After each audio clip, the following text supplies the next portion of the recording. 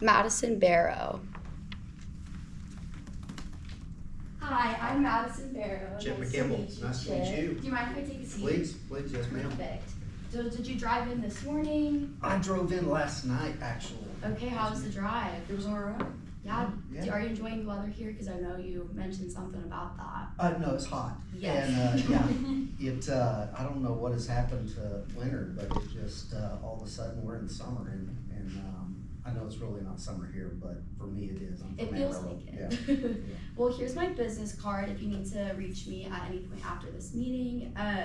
Just before we get started, on behalf of Magnolia Oil and Gas, are you the sole decision maker or does anybody else need to be here for Yeah, that? I'm the decision maker. Perfect. Yeah. And then whenever you are deciding which products to buy and who to buy them from, do you care more about economic, like cost, what's easiest, or do you like to form a relationship with the seller?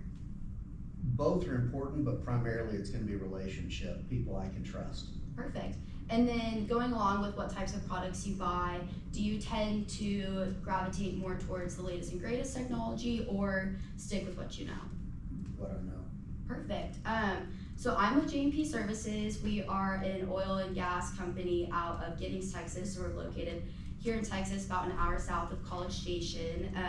So currently right now, do you know where your wrist pins are from? Like where y'all are purchasing those? It's, honestly, I don't know, they're generic, I know that. Okay. Yeah. And do you know what kind of metal they're made out of? Oh, you know what, I'm supposed to know this, and I'm not as technical as I should be, but are you familiar with it? I think you'll use 1018 metal. Oh, that's right, that's right. If I did my research Nope, that sounds correctly. absolutely correct. Okay, perfect. And then around how often do you have to replace those wrist pins? Oof, well, I know how often they break, so every few years, and it's pretty catastrophic. And how much of y'all's cost do you think goes towards simply just replacing those wrist It's pins? substantial, Okay. yeah, because time is money, and if we're not up and running, then we're down. Yeah. And then have you ever had a unit just basically be totaled because your wrist pin just snapped in half? Absolutely, yeah, it can happen. Okay, well, like I said, I'm with J&P Services. Here's a binder if you just want to follow along. We specialize in manufacturing parts for pumping units, mainly wrist pins. And we manufacture our wrist pins through a CNC machine, which is a computer numerical cyclical machine. And what this does is it allows us to basically prevent the possibility of human error.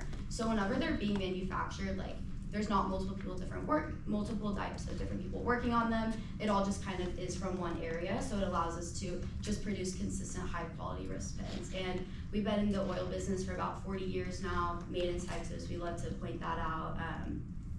So just moving along, in this page right here, you can see that we have a graph of 4140 versus 1018. So our wrist pins are made with 4140 metal, and the ones that y'all currently use are made with 1018 metal. In this graph right here, this blue bar is actually the tensile strength of 4140 metal, and this red bar is the tensile strength of 1018 metal. And tensile strength is just the pounds per square inch that the metal can withstand. And one of the things that we use is 4140 metal, and we do this because it's stronger, it's more durable, and it's a lot less likely to break. And I know that you said that y'all's wrist pins break pretty frequently, so this is just one way that we like to make our durable wrist pins. And then if you go to this next page here,